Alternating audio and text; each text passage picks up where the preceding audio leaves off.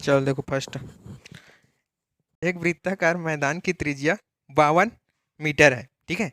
इस मैदान का नक्शा कागज पर बनाइए जिसमें पैमाना 13 मीटर अनुपात 1 सेंटीमीटर हो। नक्शे में मैदान की त्रिज्या क्या होगी? ठीक है।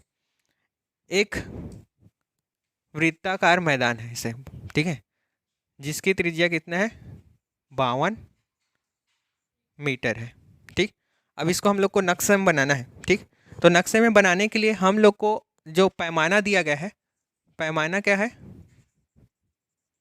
पैमाना है 13 मीटर अनुपात 1 सेंटीमीटर। इसका मतलब क्या होता है? 13 मीटर को हम लोग क्या लिख सकते हैं? 13 मीटर जो रहेगा उसको चित्र में बनाएंगे तो 1 सेंटीमीटर के बराबर बनाएंगे। ठीक है। क्या बनाना है? 13 मीटर को 1 सेंटीमीटर के बराबर बनाना है। ठीक। तो हम लोग को बताना है कि 52 मीटर को कितने सेंटीमीटर के बराबर लेंगे। तो कितना लेंगे? इधर कितना कर रहे हैं? 52। ठीक है। तो 52 को क्या कर देंगे हम लोग?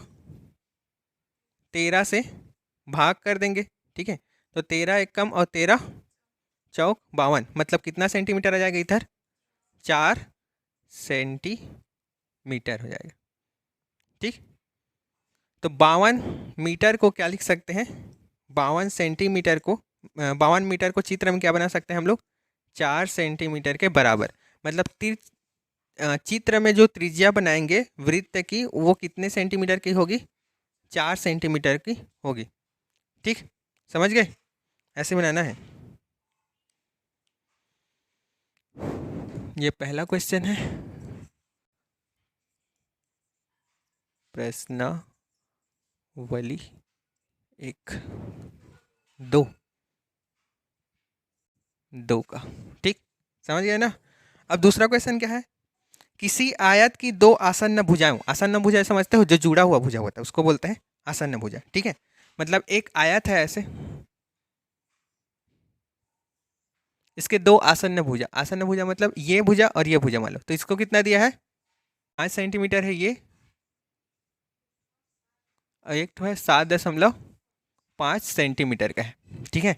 अब उसमें 4 अलग अलग क्वेश्चन दिया है, तो उसमें तुम लोग को बताना है, ये दिया हुआ है। ठीक है। 5 सेंटीमीटर और 7.5 सेंटीमीटर का एक आयत दिया है। ठीक है। तो उसका स्केल गुणांक दिया है 0.8, 1.2, 1.0। ठीक है। को मानकर हम लोग को यहाँ पर उसका इसका एक आयत बनाना है अलग से। ठीक है। तो उसका क्षेत्रफल क्या होगा उस आयत का? तो मान लो अगर हम लोग का स्केल गुणांक कितना है, पहला वाला देख लो, गुणांक 0.8 है। ठीक है। तो 0.8 रहेगा, तो इस 0.8 को दोनों से क्या करना रहेगा? गुणा। और क्षेत्रफल इक्वल टू क्या होता है?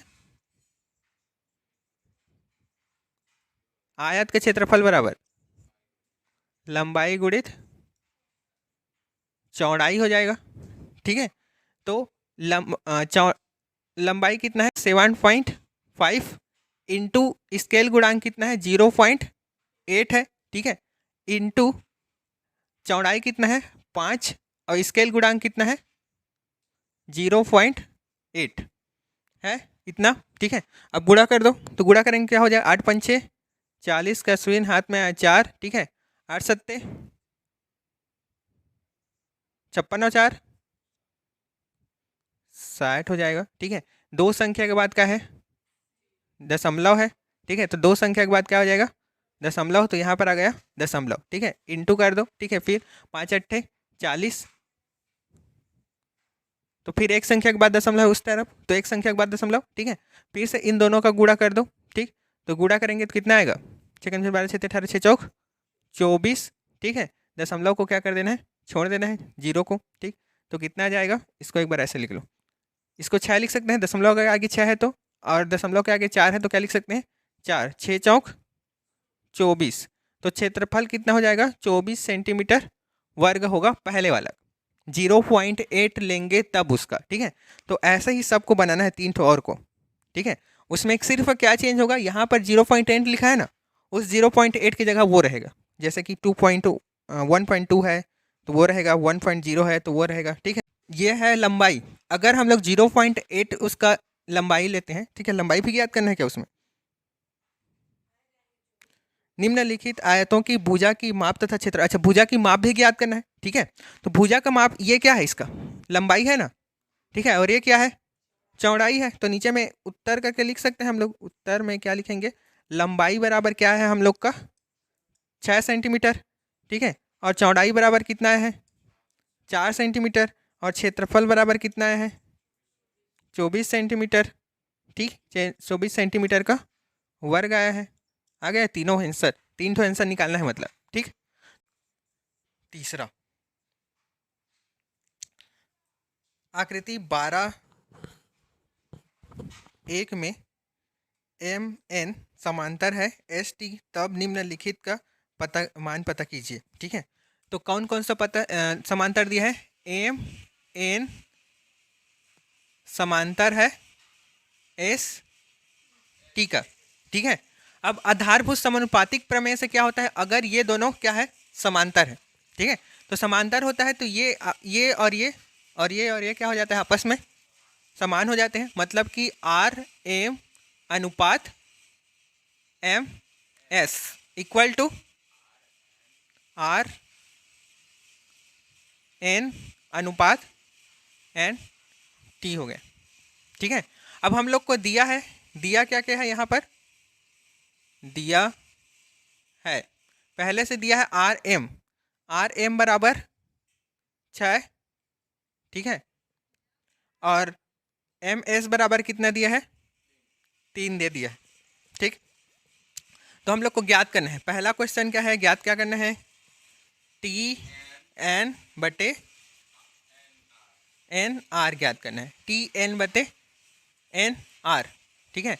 तो टी एन कौन सा है इसमें, कौन सा है, टी एन बटे आर एन बट यहाँ पर क्या है, टी एन बटे एन आर, टी एन बटे एन आर, ठीक। तो इसको पलट देंगे, ठीक है, किसको पलटना है हम लोग को, इसको पलट देंगे। तो पलट देंगे तो क्या आएगा, ये आएगा, देखो क्या दिया है हम लोग को पता है कि एम आर एम बटे एम एस, ठीक है, ये पता है, और इधर क्या है आर एन बटे एन टी, ठीक है।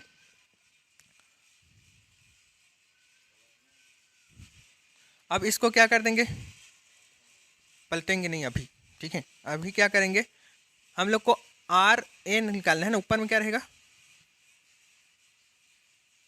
एन आर या आर एन, वही है, पलट दो। अब इसको पलट देंगे, ठीक है, तो पलटेंगे तो क्या हो जाएगा, ऊपर में क्या आ जाएगा एम एस आ जाएगा, और नीचे में क्या आ जाएगा आर एम आ जाएगा, यहाँ पर क्या आ जाएगा एन टी आ जाएगा, ठीक है, और नीचे में क्या आ जाएगा आर एन आ गया, ठीक है। अब आर एन लिखें या एन आर लिखें वही है, ठीक है, टी एन लिखें या एन टी लिखें वही है, तो यहाँ पर लिख देते हैं, चलो एन टी एन लिख देंगे, आगे पीछे कर दे, इसको क्या लिखेंगे एन आर लिखें, वही आ गया, ठीक है।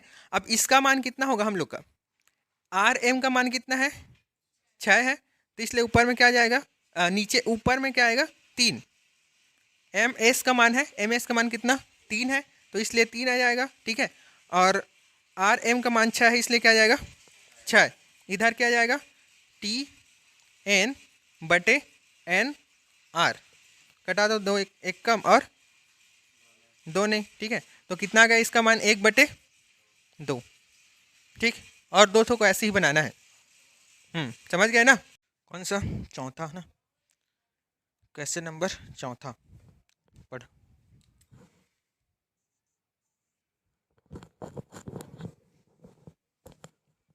पढ़ देता हूँ, चलो।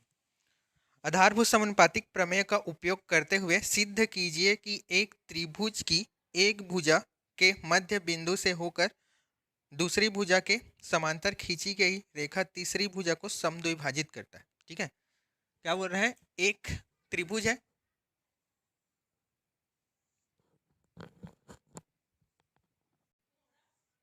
ऐसे एक त्रिभुज है, ठीक है, इसका चित्र थोड़ी नहीं दिया है, ठीक, तो हम लोग मान लेंगे ये ए है, ये बी है, और ये क्या है सी है, ये एक रेखा है, ठीक है, जो कौन सा है डी एफ डी ई है, मान लो डी ई जो रेखा है वो ए बी को समद्विभाजित करता है। समद्विभाजित मतलब दो बराबर भागों में क्या करता है, विभाजित करता है, ठीक है।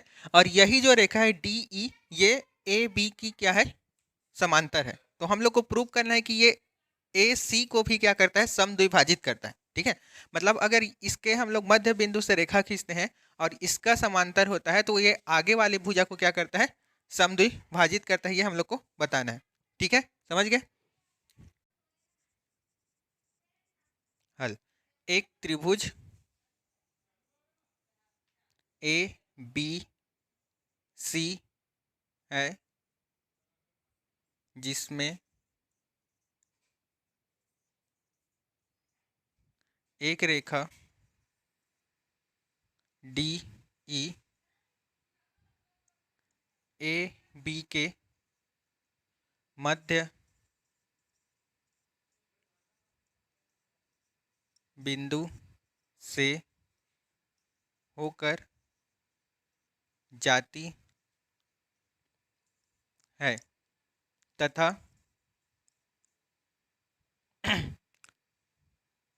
डी ई समांतर है बी सी का, ठीक है। इतना हम लोग को दिया है पहले से। तो सिद्ध क्या करना है हम लोग को, सिद्ध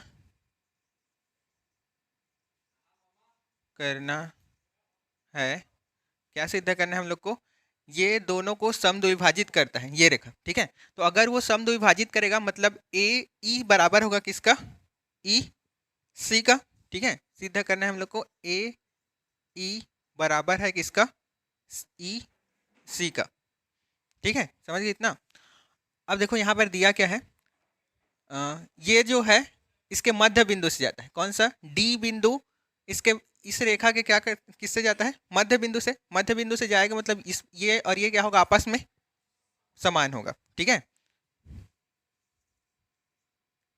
अतः अतः मत लिखो, ऐसे लिखो, चूंकि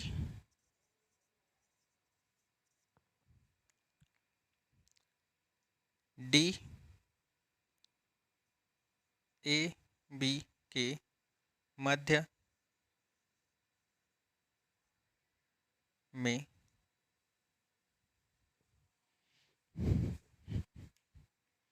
मध्य बिंदु है,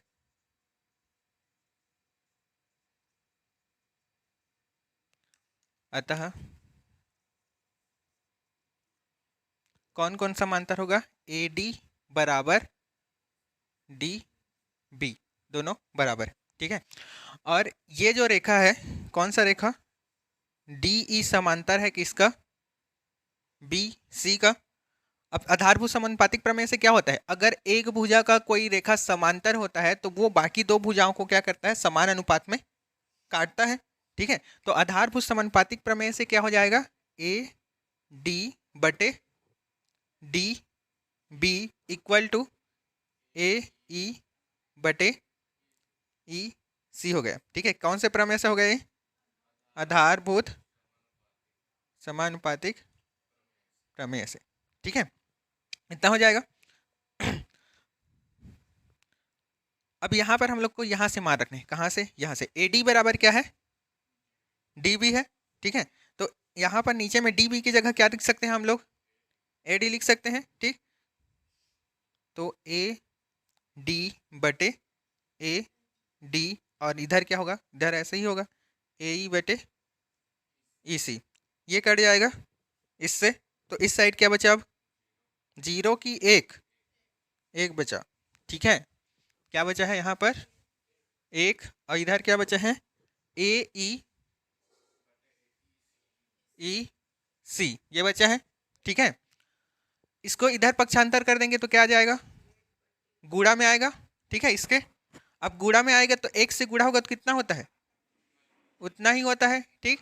तो इसलिए क्या हो जाएगा, ई सी इक्वल टू ए ई, और यही हम लोग को क्या करना था, प्रूफ कि तीसरी भुजा को क्या करता है, वो समद्विभाजित करता है, ठीक है। तो क्या हो गया, सिद्ध हो गया, तीसरी भुजा को समद्विभाजित कर रहा है।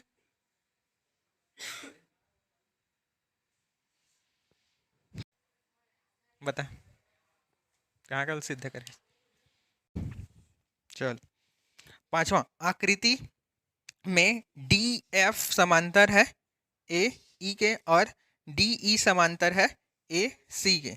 ठीक है, तो सिद्ध कीजिए कि बी एफ बटे F E equal to B E बटे ई सी सिद्ध करना है। ठीक है, क्वेश्चन नंबर कौन सा, पांचवा।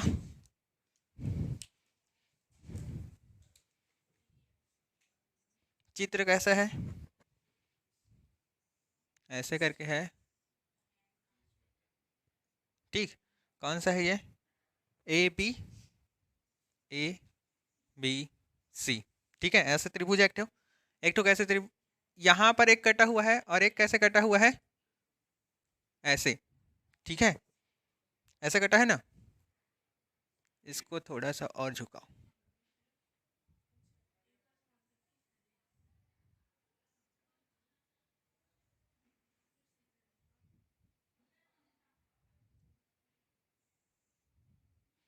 ऐसा चित्र दिया है। ठीक है, यहाँ पर क्या है, डी, यहाँ पर एफ और यहाँ पर ई है। ठीक, तो पहले देखो, पहले दिया है क्या क्या दिया है, यहाँ पर कौन कौन समांतर है, डी ई समांतर है किसका, ए ई का, ए सी का। पांचवा में कहा, अच्छा ठीक, शुरू से इसको लिखते हैं, कौन सा है पहला वाला, डी एफ समांतर है, डी एफ समांतर है ए ई का। ठीक है, तो डी एफ कौन सा है, डी एफ समांतर है कौन सा का, ए ई का। ठीक है, इतने को भूल जाओ अभी। ठीक, तो ये वाला एक तो त्रिभुज हो गया हम लोग का। ठीक है, कौन सा, ए ई बी वाला। ठीक, इस त्रिभुज में अब अगर ये समांतर है दोनों, तो क्या करता है, आधारभूत समानुपातिक प्रमेय से हाँ समान अनुपात में काटता है। मतलब ए डी बटे क्या हो जाएगा, ए डी बटे डी बी। ठीक है, ई एफ बटे क्या हो जाएगा, क्या होगा, ई एफ बटे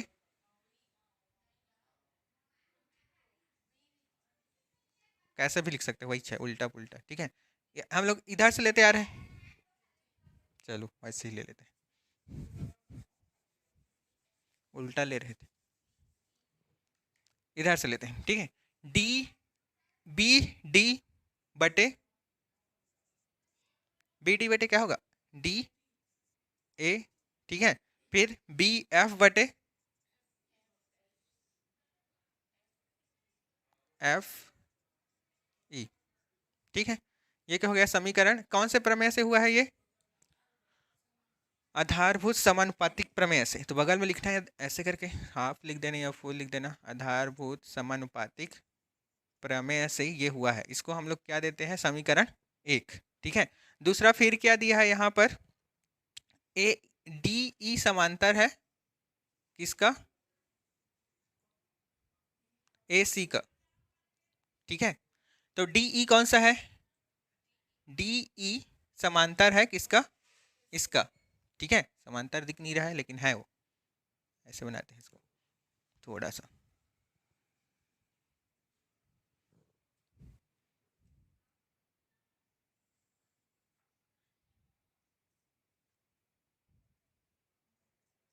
कौन कौन समांतर है, डी एफ डी ई समांतर है ना,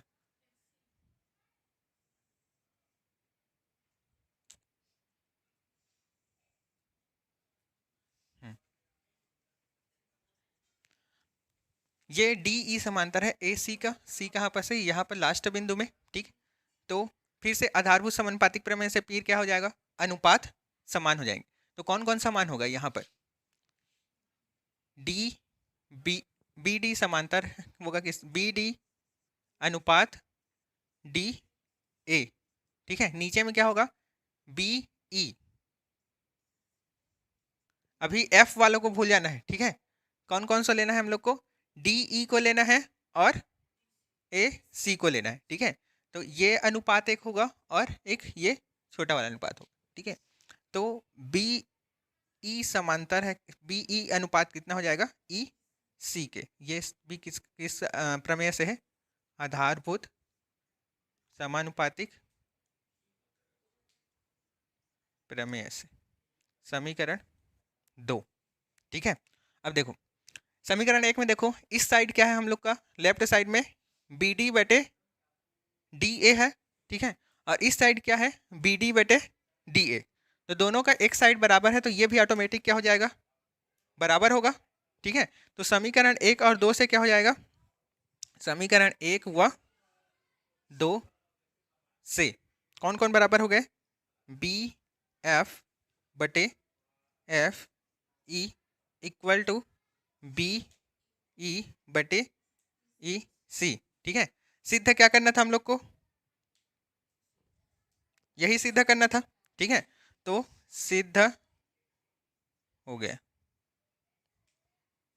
ठीक, समझ में आया, किसको देखना है, चित्र को देखना है मेन। ठीक है, 2 बार अलग अलग फिर बन जाएगा।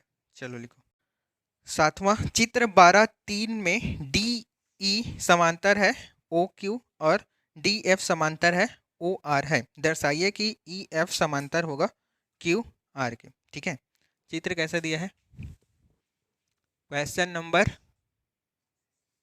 7।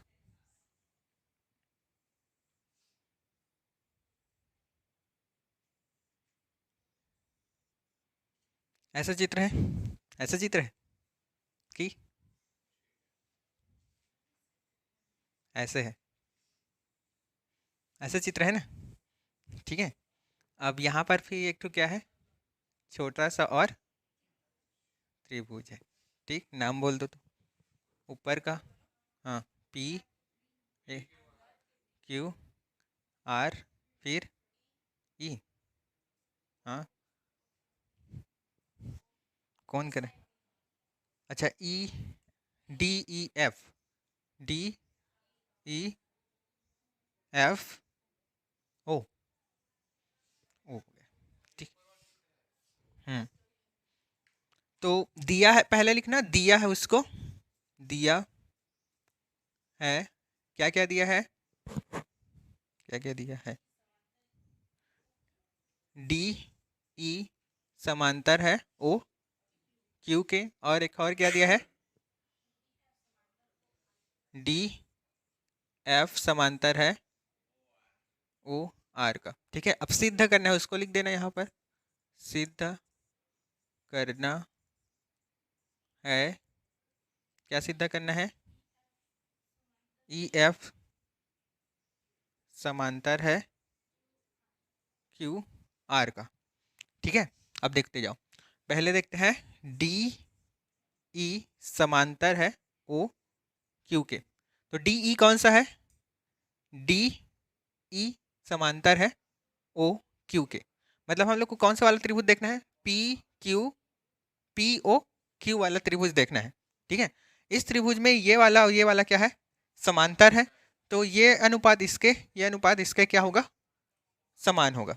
ठीक है, तो लिखना है क्या, अतः कौन कौन समान होंगे बोलो, चलो, पी ई बटे ई क्यू इक्वल टू, हाँ ई क्यू समान होगा ना, इसके और इसका अनुपात इसके और इसके अनुपात के बराबर होगा, तो पी डी, हाँ हमेशा डी ओ।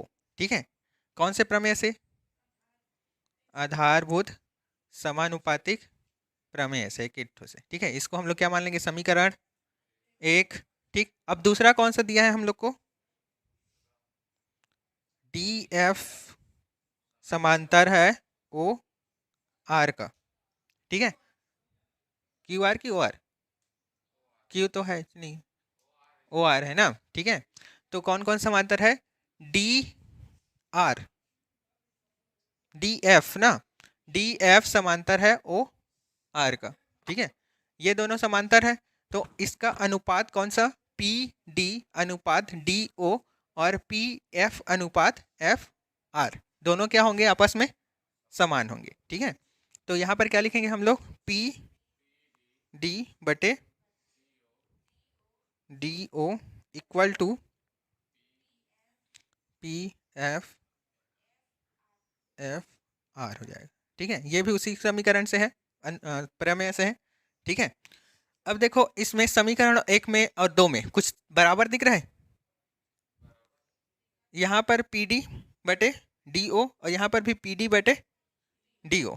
तो समीकरण 1 और 2 से ये इसमें से इसका मान रख देंगे, तो इसका मान कितना है, पी एफ बटे एफ आर है। तो इसके जगह क्या रख सकते हैं हम लोग, पी एफ बटे एफ आर रख सकते हैं। ठीक है, तो समीकरण 2 से 1 में मान रखने पर, समीकरण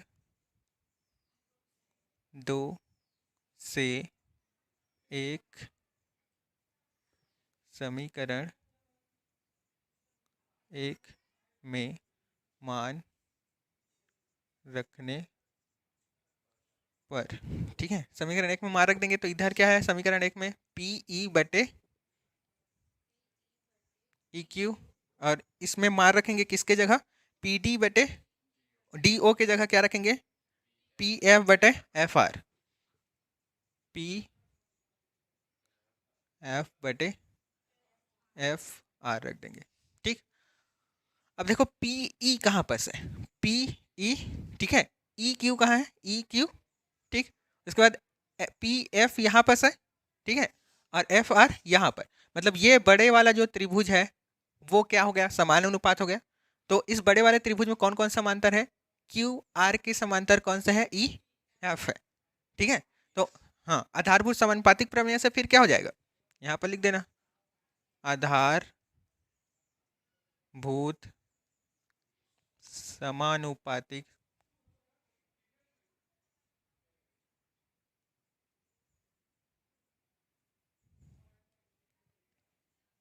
प्रमेय से। ठीक है, कौन कौन समांतर हो जाएंगे, ई एफ समांतर है क्यू आर के, और क्या सिद्ध करना था हम लोग को, हाँ, ई एफ समांतर है क्यू आर को सिद्ध करना था। तो क्या हो गया, ये सिद्ध, ये ई एफ समांतर है इसका, देख रहे हैं नहीं दिख रहा है, ये वाला सीधा, ये सीधा लाइन के समांतर होगा ना। ठीक है, समझ